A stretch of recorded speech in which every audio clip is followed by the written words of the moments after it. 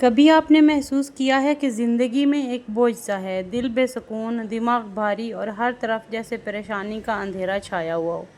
پیسے ہیں مگر برکت نہیں، صحت ہے مگر خوشی نہیں، دوست ہیں مگر تنہائی کا احساس ہے۔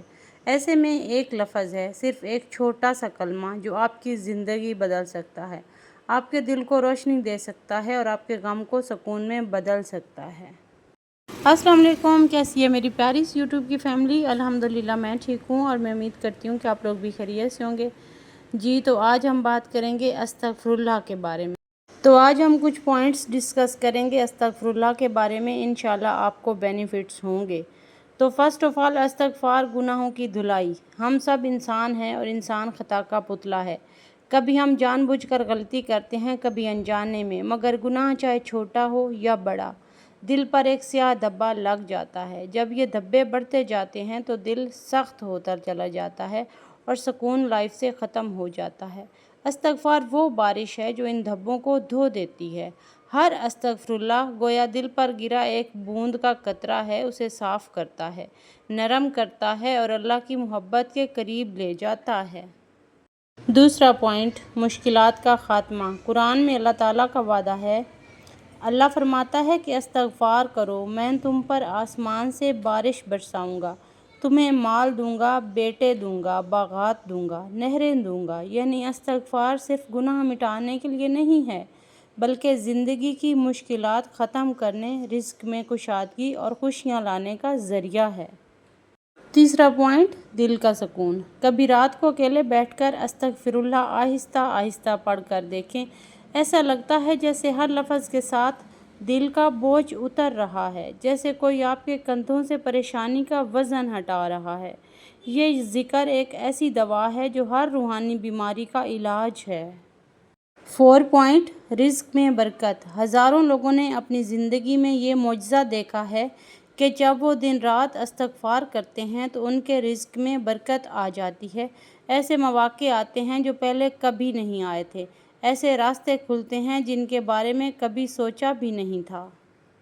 5واں پوائنٹ، توبہ کا دروازہ کھولنے والا ذکر۔ اللہ تعالیٰ دن میں کئی بار ہمیں توبہ کا موقع دیتا ہے۔ استغفار اس دروازے کی چابی ہے۔ جب آپ استغفر اللہ کہتے ہیں تو آپ دراصل اللہ سے کہہ رہے ہوتے ہیں، یا اللہ، میں مانتا ہوں کہ مجھ سے غلطی ہوئی ہے، مجھے معاف فرما دے۔ اور اللہ تعالیٰ جو سب سے زیادہ مہربان ہے، خوش ہو جاتا ہے کہ میرا بندہ میری طرف لوٹ آیا ہے۔ 6واں پوائنٹ، پریشانی کے وقت نجات۔ جب کوئی مشکل حل نہ ہو رہی ہو، جب سر دروازے بند نظر آئیں، اس وقت استغفار کو اپنا ساتھی بنا لیں۔ ایسے لگے گا جیسے اندھیرے میں روشنی کی ایک کرن آ گئی ہو، جیسے سمندر میں غرق ہوتے انسان کو کنارہ مل گیا ہو، جیسے بہت دل بے سکون تھا اور دل کو سکون سا مل گیا ہو، جیسے ہمارے اندر ایک بہت بڑی انرجی پیدا ہو گئی ہو، جیسے ہمارے اندر ایک روشنی پیدا ہو گئی ہو، ایک نئی امید پیدا ہو گئی ہو۔ 7 پوائنٹ، نیکی کی طرف کھینچنے والا ذکر۔ کبھی آپ نے دیکھا ہے کہ کچھ لوگ آسانی سے نیکی کی طرف آ جاتے ہیں؟ یہ استغفار کا اثر ہوتا ہے۔ یہ ذکر دل کو پاک کرتا ہے اور انسان کو اللہ کی عبادت کی طرف کھینچتا ہے، گناہوں سے دور کرتا ہے اور نیک کام کرنے کا شوق پیدا کرتا ہے۔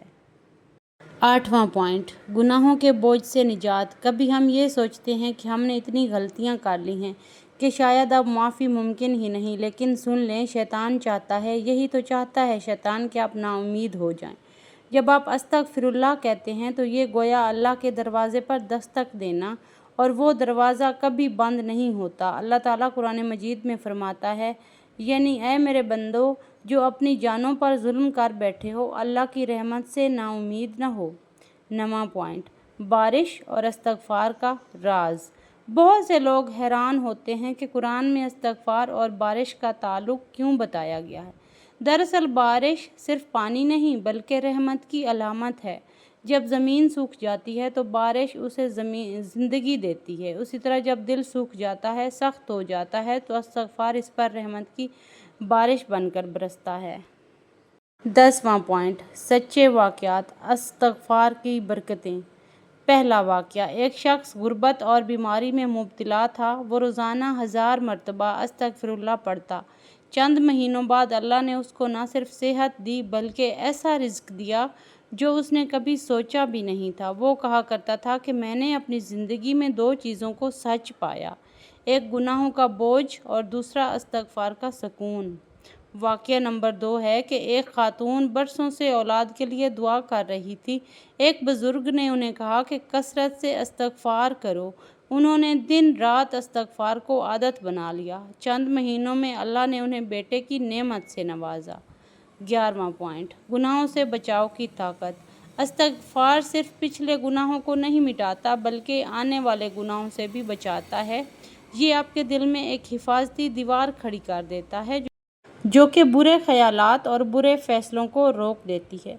सबसे खूबसूरत बात यह है कि इस्तग़फ़ार के लिए आपको किसी ख़ास जगह, ख़ास वक़्त या ख़ास हालत की ज़रूरत नहीं। चलते फिरते, काम करते, गाड़ी चलाते या रात को सोने से पहले आप कहीं भी और कभी भी अस्तग़फ़िरुल्लाह पढ़ सकते हैं। ये वो ज़िक्र है जो ज़ुबान से आसान और दिल से मीठा लगता है। अगला पॉइंट है रिज़्क़ का खुल जाना। हज़रत हसन बसरी रहमतुल्लाह के पास एक शख्स आया और कहा, मैं गरीब हूँ, दुआ करें। उन्होंने कहा, इस्तग़फ़ार करो। फिर एक और आया और कहा, मेरे खेत खुश्क हो गए हैं। उन्होंने कहा, इस्तग़फ़ार करो। किसी ने कहा, मेरे घर में औलाद नहीं है। उन्होंने कहा, इस्तग़फ़ार करो। लोगों ने पूछा, आप हर मसले का हल इस्तग़फ़ार क्यों बताते हैं? उन्होंने जवाब दिया, ये कुरान की तालीम है जिसमें हर खैर की कुंजी इस्तग़फ़ार में रखी गई है। दिलों को नरम करने का तरीका। अगर दिल में सख्ती आ जाए, आंखों से आंसू ना आए, इबादत में मज़ा ना रहे तो इस्तग़फ़ार पढ़ना शुरू कर दें। ये दिल की सफाई का सबसे आसान और मुअस्सर तरीका है। अमल का आसान तरीका क्या है? आप चाहें तो एक सादा सा प्लान बना सकते हैं।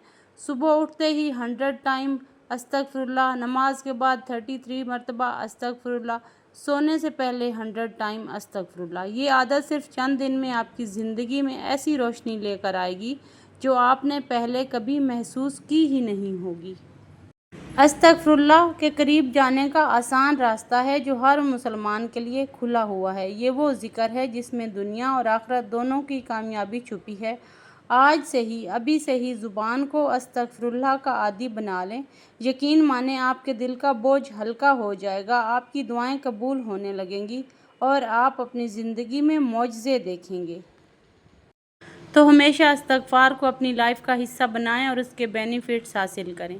अच्छा जनाब, यहाँ पे मैं कर रही थी ड्रेसिंग साफ़, क्योंकि ड्रेसिंग काफ़ी दिनों से गंदा हुआ पड़ा था इस रूम का, और बच्चे जो है ना वो इस रूम में ज़्यादा नहीं आते और मैं भी ज़्यादा नहीं आती, तो ये विंडो के सामने है। विंडो के सामने होने की वजह से इसके ऊपर इतनी ज़्यादा डस्ट आई हुई थी, गंदगी आई हुई थी, तो मैंने कहा पहले आज इसको साफ़ करते हैं।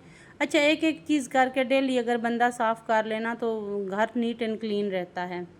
तो डस्ट बहुत ज़्यादा थी इसके ऊपर, तो मैंने डस्ट हटा के तो ऊपर मैंने ये कपड़ा डाल के ऊपर सारी चीज़ें सेट करके रख दी हैं। यही था आज का मेरा छोटा सा व्लॉग। मिलते हैं कल वाले व्लॉग में, तब तक अल्लाह हाफिज़।